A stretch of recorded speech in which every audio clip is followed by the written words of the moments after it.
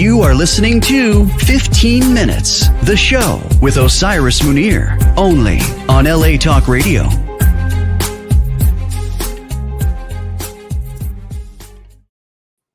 Hey everybody, my kindreds out there. How are you? Wow. Another week unfolds as we find out more about the mystery of life and living here in the world of 2025. I tell you, before we start, let's say hey and give a shout out to our sponsor, Kevin Pike, Coldwell Banker. Hi, Kevin. Look at the little cheeks.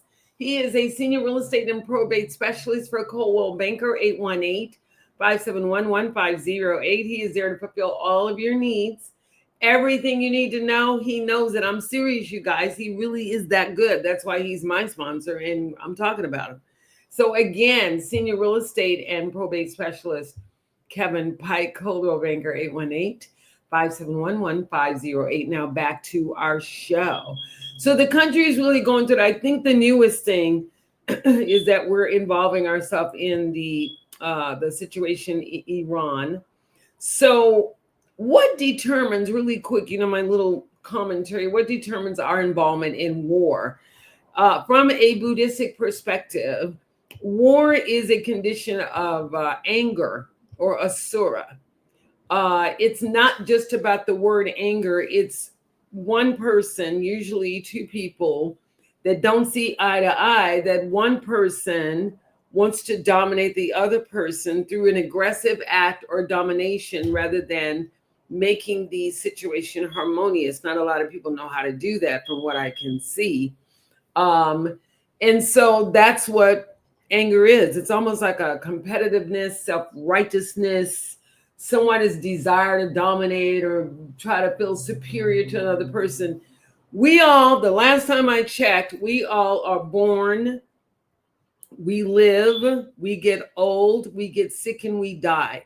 There is no one on this planet that I have seen since I've been alive, which has been quite a while, come back from the dead and say whatever happened to them. I've never seen it. I've never talked to them. I don't see anybody else. It would be a worldwide news. Everything would shut down if that happens. So let's just all try to understand that we are all here together to work through various problems and situations and conditions, regardless of what our circumstances are. We deserve, each one of us deserve the highest amount of respect. And I'm here to give it to you today. And we're going to go right into our guest who knows all about these kind of things. He's been through many doors in life, all leading to change, growth, and a deeper understanding of what the meaning of life might be. His journey of heartbreak and betrayal within the safety of the creative Hollywood community, and his role of Almanzo Wilder, the wonderful book series based on Laura Ingalls Wilder, Little House on the Prairie. My guest, Dean Butler, a man after my own heart. Hey, Dean. Wow. Hi, Osiris. How are you? It's interesting. We talked before we came on Osiris, or O. On Little House, we said Almanzo. We should have said Almanzo. Almanzo. Yeah. And then throughout the series, I was Almanzo, Zaldamo, Alamanzi, Manny. I mean, I had all these different names. So I always need to check and see what the correct name is.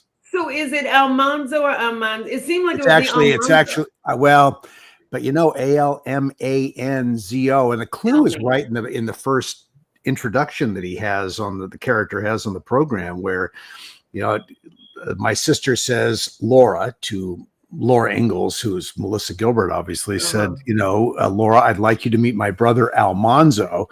And he says, because this is the way it's written, pleasure to meet you, Laura. My friends call me Manny.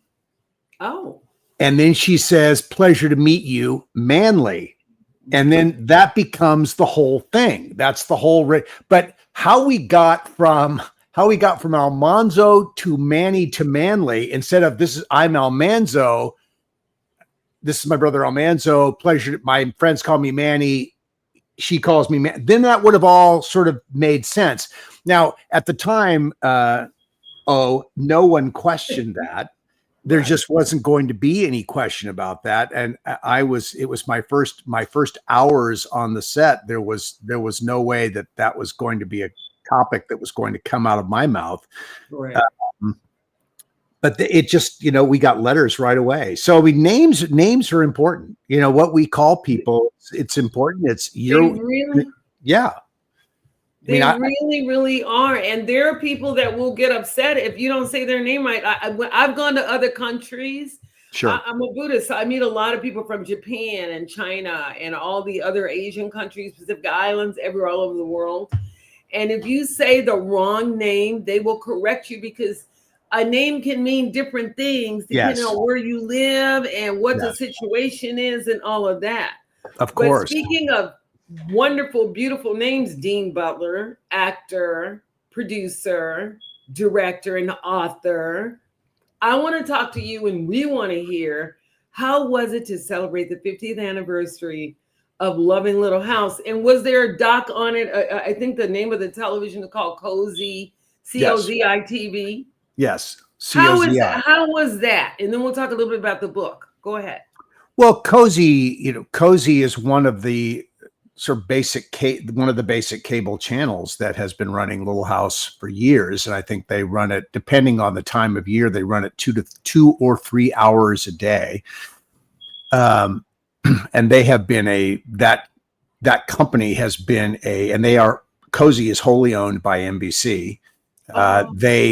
They do this sort of vintage television schedule, and we are part of that schedule with a lot of other programs from other eras.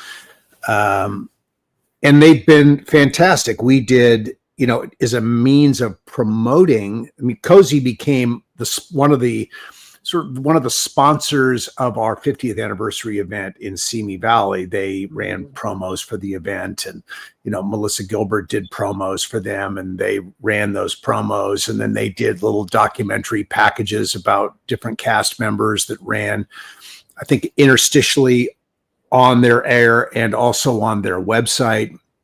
They were great. And then the other side of NBC, the strictly streaming side, which is called Peacock, for those who know that. Yeah, Peacock does a great job. Well, Peacock picked up Little House because they owned the rights to it. They owned the rights to the negative. They had the right to air it. They put it on Peacock during the pandemic, and it just did wonderfully well. Well, last year, during our 2024 50th anniversary year, Little House streamed 13.3 billion minutes, the equivalent of 25,000 years in a single year, on Peacock. And that's just one of the places it airs. In addition to Cozi, you can watch it on Amazon Prime. You can watch it on iTunes. You can watch it on Roku. Roku has a 24/7 Little House channel that all it runs is Little House. It's what's so wonderful. It's amazing after 50 years, that people are still watching and loving the program.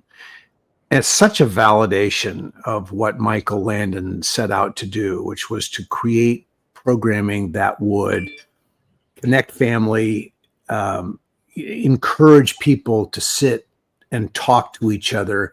The program offers lessons about how to maybe the positive ways to live. And what is very interesting about it is the program, it's morality plays. It's little morality plays, because you get the examples of the good behavior, and you also get the examples of the less than good behavior, which gives the audience an opportunity to choose who they want to be in a given scenario. And that's very important as a learning tool. It really is. And a question arises with you saying that.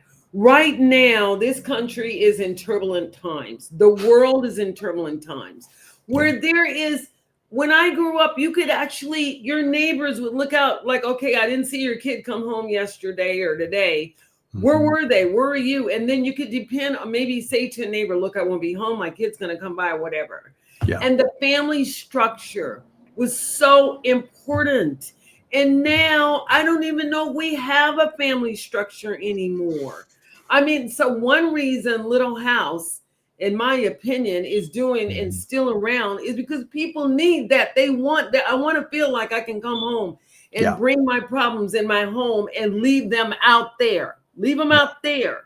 Mm-hmm. How do we do that now? How does I think Little House is certainly one of those things that allows. We hear this all the time, Osiris, from people that we do events, and we meet people who come to see us from all over the country, from around the world, for precisely this reason. They talk about this all the time. They talk about Little House as being this safe place that they can come to, and regardless of what may be going on in their life, they get to see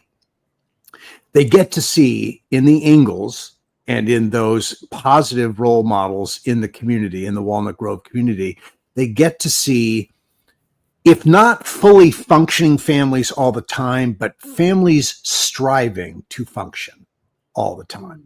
Mm-hmm. And then you also see the example of and humorously presented, you get to see the example of the family that may not be functioning so well and behaving in a way that you sort of have to look, sideways and say, what are you doing?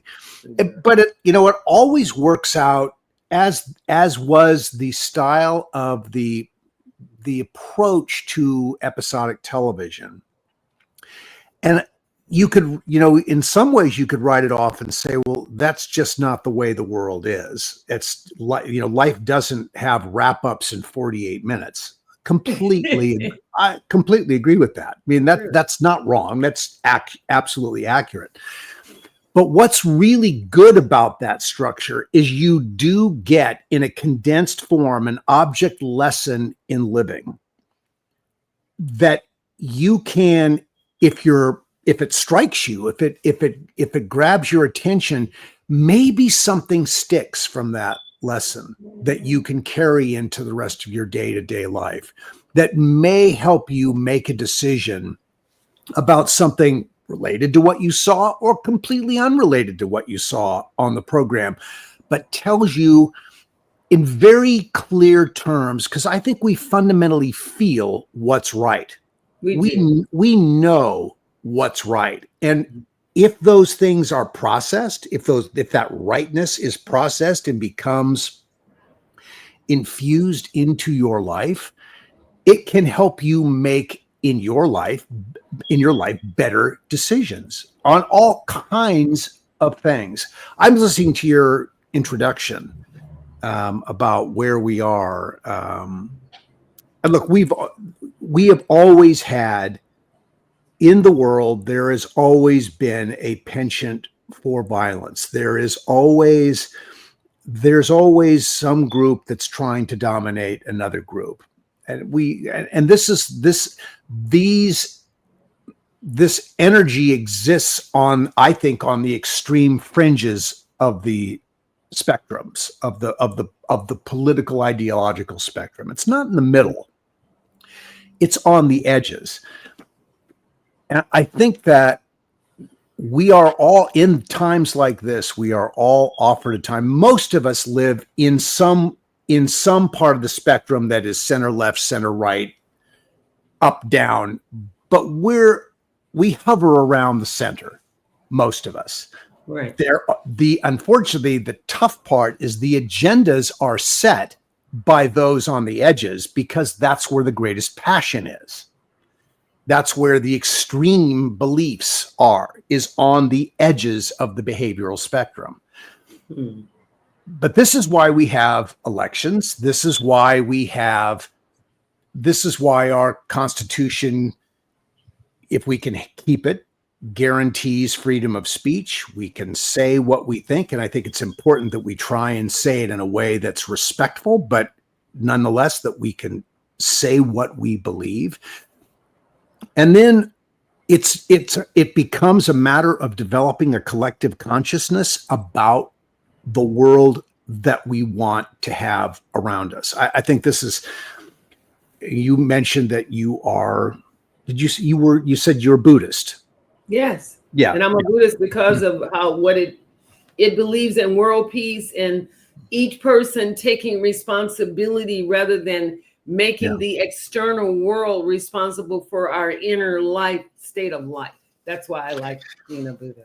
Yeah, no, and I don't know anything about Buddhism, and I will tell you, that I am not a religious person. I wasn't raised in that space. I've never really sought it out. And I think one of the reasons I haven't sought it out is through the course of history, more people have died and been made miserable in the name of religion than by any other source in human history. And I have a problem with that.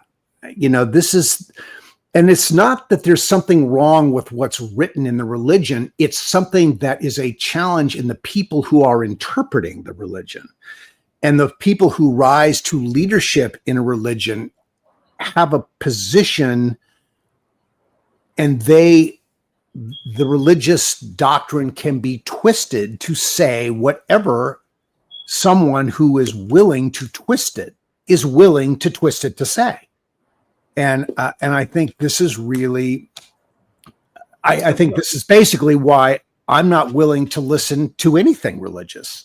I understand that. That's why I'm a Buddhist. I had gone through the gamut of all the different belief systems. No one told me that I had the power to change my own life until I became a Buddhist. And basically they teach you how to do the practice, and then you're on your own. Like, it's up to you to change your stuff. I don't know what to tell you to do about your significant other, your children, or whatever. That's your karmic circumstances. Everybody's circumstances is different, are different. So that's why. But what I wanted to say, and the point you brought up about how that's why you don't listen to anything. This is why. Well, I listen, but I don't take it seriously. I don't take Little House on the Prairie. Mind. Interesting with Little House. In terms of spiritual messaging, Michael was Jewish, and I don't know that he was a seriously practicing Jew, but he wore a Star of David around his neck. I mean, he identified as a Jewish man. Michael utilized a kind of a non-denominational, as much as there were talks of God and there were prayers and so on, but what was said generally was it was a non-denominational message. It was a message about, like, we can look at the 10 Commandments as a religious thing, but I see it as the 10 Commandments are basic lessons for living that would apply to any religion, any way of living a positive, decent life. You could read the 10 Commandments and say, I get that. It doesn't matter. The religious association with the 10 Commandments is not really essential. It's the message of the 10 Commandments and what they are asking of us that's the most important thing. And I think that Michael he understood that there was a large portion of our audience, and it's not nearly as large a portion of the overall audience now. Back, in the 1970s, many more people in the United States identified spiritually in some denomination of Christianity or Judaism or Buddhism or whatever it would be, but many more people did. I think that today that's a shrinking number of people, and I think it's, in my opinion, it's just my opinion. Others may have other reasons for it, but I think it is the challenge that religious institutions face is the level of readily apparent hypocrisy that seems to, you can say one thing, but people are doing another thing. And it's really, really challenging. It's very hard. It's very hard to get people to buy in fully when you have to close your eyes and look the other way at the people who are leading your religion and what they are in fact They're doing behaving. themselves. Yeah. It's look, I think that there's definitely a place for a very important place for positive messaging about living aspirational, decent lives. My feeling, is that messaging should not be, or is not useful. So I'll put it that way. It's not useful if the messaging says something like, we're the true religion and everybody else isn't. We're the path to God. They're not. We're going to be okay. Everybody else is going to hell. I mean, that's sort of a non-starter. One of my favorite movies growing up, and it's not growing up. I was an adult by the time this movie came out, but I loved the way George Burns was written in Oh God, where he talked about, this was a very charming little movie. Yeah, it was. And I love the way George Burns was written. And it was he was such a great choice to be this message, very dry, witty, but dry. And he talked about the fact that he put out lots of different paths God puts out lots of different paths to get to him, to communicate with him. And some are overtly religious, others are not perhaps overtly religious, but there are many paths to get to those messages, the positive messages. And I love that because then there's a path for everybody. Then you don't have to go down one road. There isn't just one road. Churches want to tell you there is just one road, but I just don't think it's a winning message in the big picture. There are many roads to get to something that is positive. I don't believe in afterlife. I'm sorry. I see you have that traditional thing. You know what I've learned? I'm just going to simply say this because it ties into what I'm about to ask you. What I've learned in just living life is that if you need to cut your grass and your grass is 10 feet tall, then although there are many tools that have been provided, there are certain tools that are better than others for cutting grass. So if you're going to cut your weeds in your yard with a lawnmower, that may not work. But if you get one of them weed hackers or one of those things that really can go in there, that's the tool you want to use. Same thing with religious or philosophical practices. In my opinion, anybody that has the money and the wealth to afford the highest and the best version of a car to drive every day is going to get that best version. And there's a lot of cars to drive that will get you where you got to go. Right. They got good engine, everything. But the Rolls Royce of those cars are the cars of the elite and people that it can afford because they know the difference in the value. That's what I've learned. That's what I've seen. A lot of people go, everything is the same. No, it's not. If you get into a Rolls Royce and drive it, it is so different than driving a Toyota or driving a this or driving that. That's all. When I talk to people about things, that's what I'm saying. I'm trying to give you the highest possible way for you to live a human life every day and see results without you going out there and asking people to help you.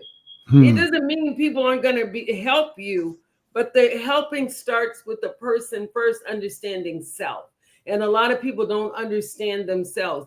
They live their whole life, understand everything else but themselves.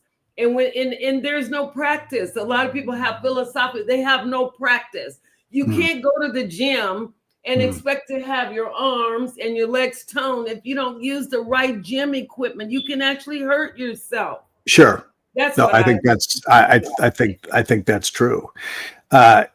Well, but to carry on with your example of gym, there are many different kinds of weights that can get you the same result. I mean, I don't know that there is the perfect tool to sculpt your arms.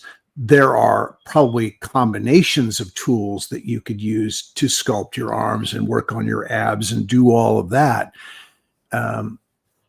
Depending on what you do, and it's interesting, again, to follow up on and go back to the car example, there are places where if you're going to pick the vehicle, you don't want a Rolls Royce to get there. You want a Toyota Land Cruiser, or you want a Ford F-150. It may be a different, knowing the two. And so now you're back to the grass cutting thing. So what's the best tool? I think we all seek out, I think it's powerful that we all have the power and the choice, the discretion to pick the tools we want to use. I think it's helpful that if we can, going down this path, if we're okay with the tools that different people choose. I may like a Toro lawnmower to do my lawn, and someone else wants electric, whatever that tool is. They both get the grass cut, or they want that thing with the spinning nylon, and because it cuts the trim, it trims the edges better, but it also cuts the grass. But figuring out the tool, the path that you want to take, my feeling is, as long as the path, I just would like to think that the paths we choose are hopefully not hurting other people. Wow. I think there's a way of picking your path that isn't exclusionary or judgmental about what somebody else is doing. My father used to say to me, in regards to human behavior, and I love this saying, and I don't spend a lot of time in bars, but he said to me, the world is a long bar. There's room for everybody at the bar. Mm-hmm. You don't have to be everybody's best friend, but there's room for everybody at the bar. And you can have your drink, and this person can have this drink, and and everybody can. And if everyone's just prepared to be accepting that other people are drinking something different than what you're drinking, everything can be okay. And I think we need more of that, more acceptance of different lawnmowers, more acceptance of the Rolls Royce versus the Toyota, more, because they all serve a purpose. They all serve a purpose. They all are tools. Everything is a path. We find different paths to our own happiness. And I think it's nice if we can be evolved enough to accept the fact that everybody else's path isn't our path. That's right. We all have different things to learn in life and different roads to go down, which leads me back to your book, Prairie Man. Okay. Wow. We're wandering all over here, aren't we? Yes. No, it's good. It all ties in the Little House on the Prairie. It's a family show that shows heart, spirit, love, and caring. It's not a Western where they're shooting each other and the man's playing up on the wife and he's got a Little House on the Prairie. To me, was the show that I could depend that her husband's never going to have an affair. No, the kids aren't going to get kicked out. They're not going to be on drugs. It was just that wholesome kind of family life that everybody kind of wanted. We had episodes where couples maybe thought their partner was having an affair, but then it all works out. But we had those episodes, but it all worked. It was a misunderstanding. And what the cool thing about the way Little House was written is, with rare exception, it was always written in a way that was open. The audience knew everything. The audience saw all the circumstances. The characters didn't know everything about what the other ones were doing, but the audience always knew what was happening. And so the journey was to see the characters discover the truth in what was going on. They weren't looking for the truth. They knew the truth. And I think there was great comfort in that. The audience always knew what was going on with everybody. Now there are episodes. There's an episode I was thinking about it yesterday. There's an episode later in the series called Sylvia, where Albert's girlfriend is raped by a man in a clown mask. I mean, a very gutsy story for Michael to tell in the Little House world. I'm sure NBC was sort of like, what are you doing? What's this show about? But anyway, he did it. Now, the audience didn't know who the rapist was, which was very unusual in Michael's structure. You generally always knew. In this case, you didn't know. Mm-hmm. And you discovered it at the end of the program. But that's one of the rare times that the audience didn't know everything. And look, Sylvia was, definitely an outlier in terms of the kinds of episodes that were done. Mm-hmm. It was certainly a compelling episode. It had its moments of fear and and uncertainty and emotional stress and all of that, which was a hallmark of the program. Mm-hmm. But what was different was the audience really didn't know where this was going. Most shows, the audience did know, and it was just a matter of time before everybody was on the same page, and you got to watch it happen. You got to watch the discovery on the part of the characters. But you, as an audience member, for the most part, you always knew what was happening. And I think that's one of the things that made the program so comforting to watch, is because you knew the truth. You always knew the truth. The characters didn't know, but you did. And then you got to watch those lessons learned that got you to the truth. And I think that's one of the reasons why the program has been so instructive to people for so many years, because you never had to wonder, or rarely had to wonder, who was right and who was wrong. You knew. It was a matter of just watching the characters discover the truth. And now in your book, you titled the book Prairie Man, My Little House, Life and Beyond. What do you mean about life and beyond? Because right now we're having conversation. The reason I did the commentary for this particular show is because I knew that because you did Little House on the Prairie, and you've been around a structure of a show that was a family-based kind of show. Mm-hmm. These kind of things would come up. What people's belief system are. You marry somebody, they're a Catholic, you're a Baptist or whatever, Right. How do you get around these different differences in people and then make them into the family structure to be harmonious? Yeah, I mean, look, that's a huge question. You can answer it. Well, I think I really think it's about acceptance. It's about the ability to accept that we have differences, that we don't in our world today, we are not all coming from the same set of circumstances at all. There is as a population, as a population of the United States, as a global population, we live in vastly different circumstances. And within the boundaries of the city of Los Angeles, we live in vastly different circumstances. I think, my feeling about this is that unless someone is doing something where I believe that someone is going to be doing something that's harming me or harming a family member or harming a member of my immediate community, if it's just a matter of living differently, I'm going to be okay with that. Mm-hmm. I think that I just think that I think it's a long bar, and I think we have the ability to, if we choose to, we have the ability to choose or accept that different people are going to live differently. Mm-hmm. And I think over and over and over again in Little House, Michael Landon was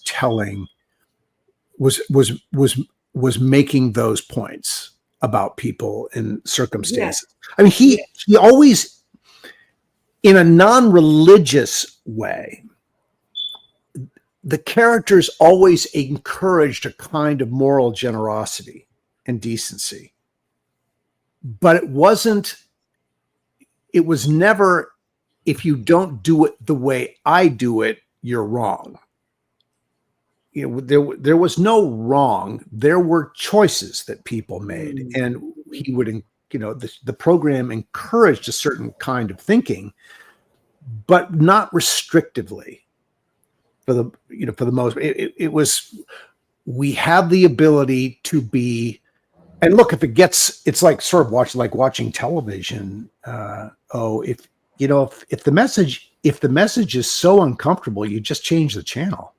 If the message is on the screen, if it's not working for you, if people around you are creating difficulty, you can just turn and walk away. You can.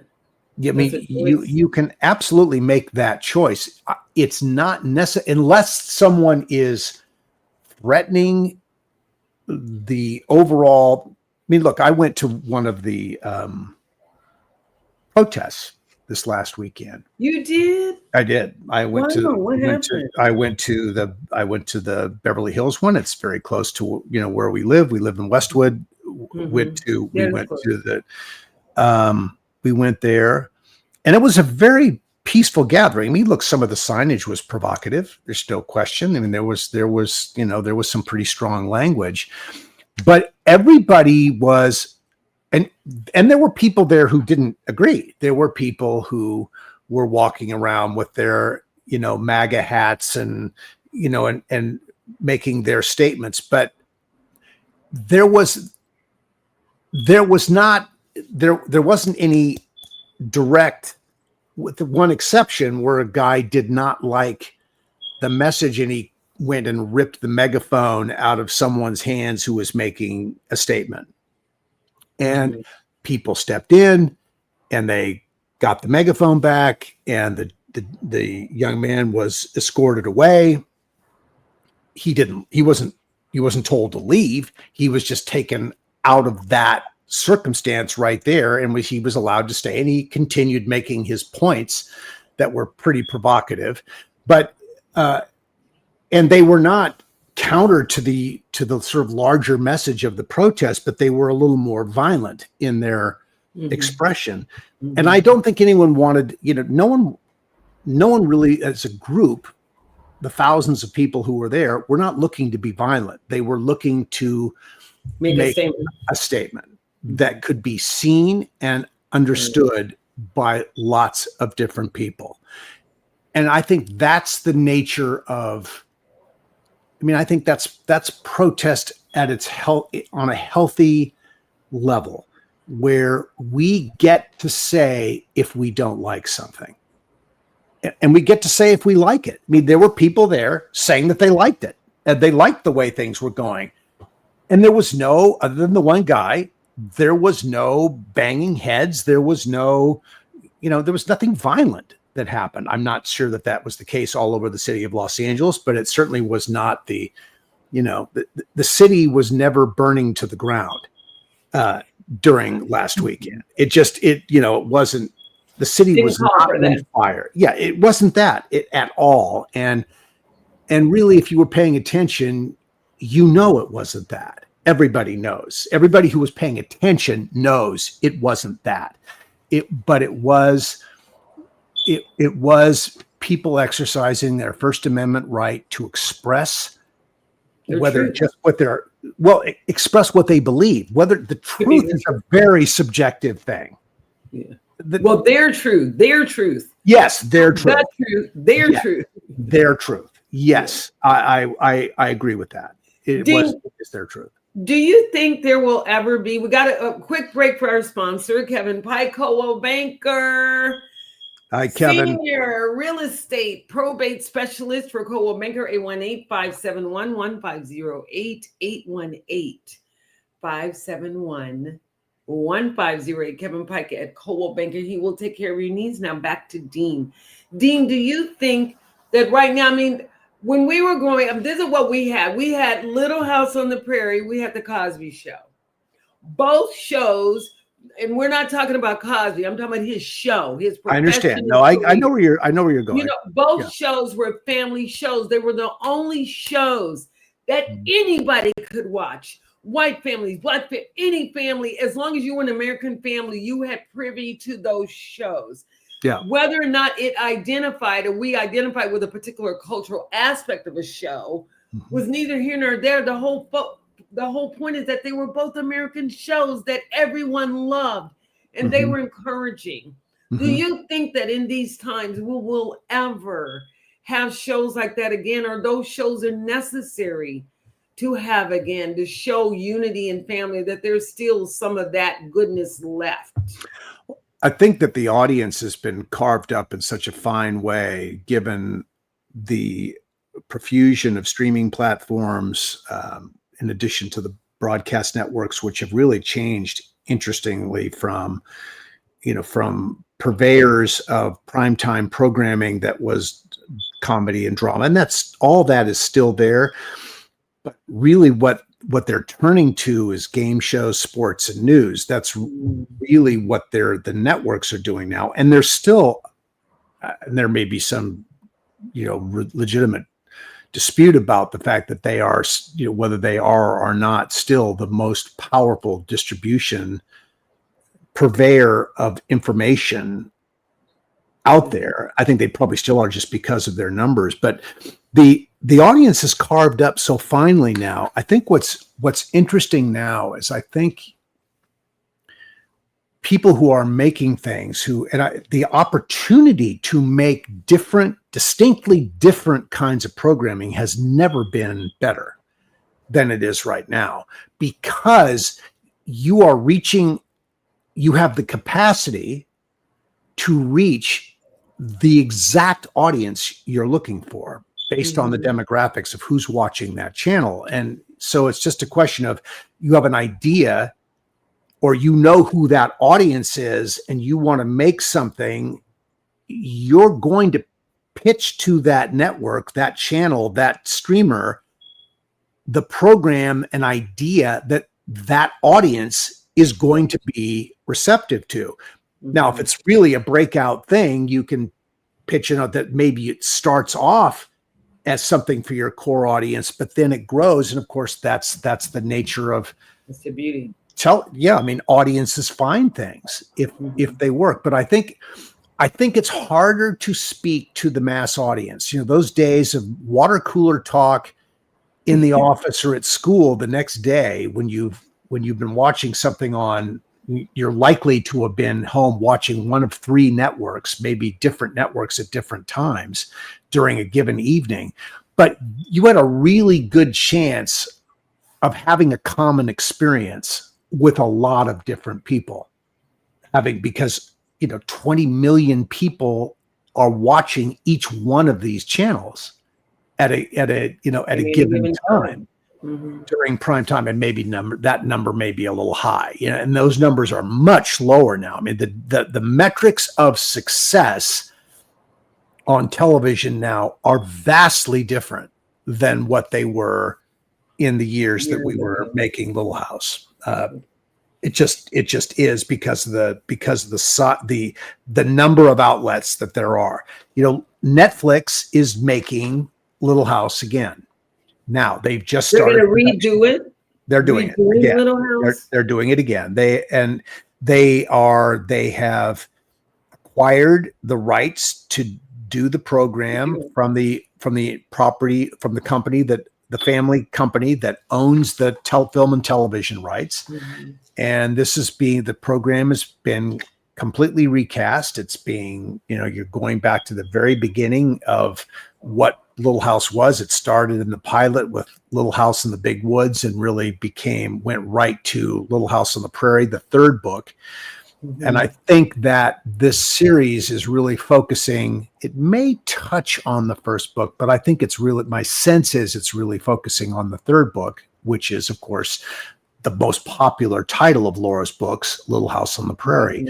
And I think that the sense that I get is that the stories are going to be much more closely tied to what Laura wrote in her books than perhaps what Michael did with our program, where Michael loved the environment, the tone of what the Little House books offer, but he had an interest in very different kinds of stories than what Laura wrote about. It's not that he didn't touch on those stories, but Laura wrote about in her books what people did to survive, and she was wonderful at explaining in words what her family did at given times to survive in this world that they were living in. Michael, in his approach to Little House, really focused on what people felt about what they were doing. He didn't spend a lot of time teaching anyone how to plow a field or make bread or mow a lawn. Yeah, I mean, he didn't do that. We saw lessons in school where people are adding numbers and they were practicing their reading, but it wasn't about learning how to read, and it wasn't about learning to do math. There was something else always going on around these activities, these normal everyday activities of life that everybody experiences. And so the context of living in the world was recognizable to the audience because they were, seeing Pa chop wood, and they saw Ma putting a meal on the table, and they saw the kids walking to school. I mean, these are things that everyone was doing. But what Michael delved into was the emotional life around the story that was the emphasis of that week's episode. And so it became this wonderful emotional exploration, sometimes connecting to the books, most of the time not. The story that I was involved in, the Laura Almanzo story, was one of in the later books, was a very important thread in the life of the books. And that's one of the reasons why I think, what I was involved in has been I've been so blessed by the kinds of the emotional energy that comes at me as a result of having played this part. And it's because people read about this story in Laura's books, and they watched us do a different version of that story, slightly different version of that story in terms of what actually happens. But the journey was the journey from infatuation to love to marriage and building a life was the same. And I think that made it very appealing. It made it very appealing. So I think that the Little House series that we're going to see on Netflix probably in the summer of 2026, it will probably premiere next summer. I don't know that, but I'm thinking you can keep your eye open. Their Netflix is going to let you know where it is. They've cast it with a wonderfully attractive group of young actors, talented people. They're shooting in a beautiful environment in Canada. Wow. Yeah. So we have to get out of here. You do? We're going to have you back because you've got so many stories to tell. Because one thing I wanted to ask you, between being this man is an actor, producer, and director, and I can tell by the depth that you're going into your discussion about what goes on at the networks and how Michael positioned the show to be able to be around now in 2025. They really did a fine job on positioning the show. So we need to hear your social media tags. Where can we keep up with what's happening with you? Your book, Prairie Man, My Little House on the Prairie, which came out in June of last year. You can find it on Amazon. It's a bestseller. Right. Where can we find out more about what you're doing and how to keep up with you? So I am on Facebook, Instagram, and TikTok. I am official Dean Butler, all one word, in all three of those platforms. I'm blue checked on all those platforms, so it's me. There are, I've been verified on all those platforms. So that's where anyone can follow me, official Dean Butler. on those 3 platforms. And, and then there are lots of Little House. There are so many different Little House platforms out there, and we link to everything and share everything. So if you want to know about Little House, there are lots of ways to find out. And if you want to start with me, awesome. Go on their website. So don't forget about me, Osiris, on Instagram. Who can forget about you, Osiris? _ Munir _ the painter. On Instagram, I'm the same thing across board. Osiris, just look for Osiris. Not a lot of people in entertainment are named Osiris, especially with blonde, short, curly hair. So anyway, and then don't forget about Dean Sam Hassan at LA Talk Radio. We love you. Thank you for letting us shine every weekend for me doing my show. Don't forget to subscribe to our channel. Don't forget to like and subscribe to Dean Butler. This man is still around. I don't know you personally, but from the vibe I get over the screen, you're one of those men that anybody would love to take home and say, this is my boyfriend, this is my husband, this is my father, this is my uncle, this is my brother. That's very sweet, Osiris. Thank you. One of those kind of spirits. My parents thank you for that. Okay. Well, they can have that from me because we don't meet many people like that anymore. And to meet you is a treasure. And to know you is an honor.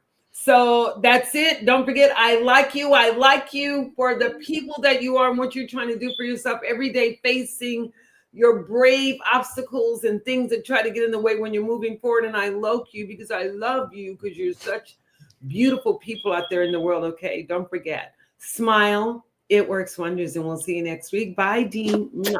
Bye. You are listening to 15 Minutes, the show with Osiris Munir, only on LA Talk Radio.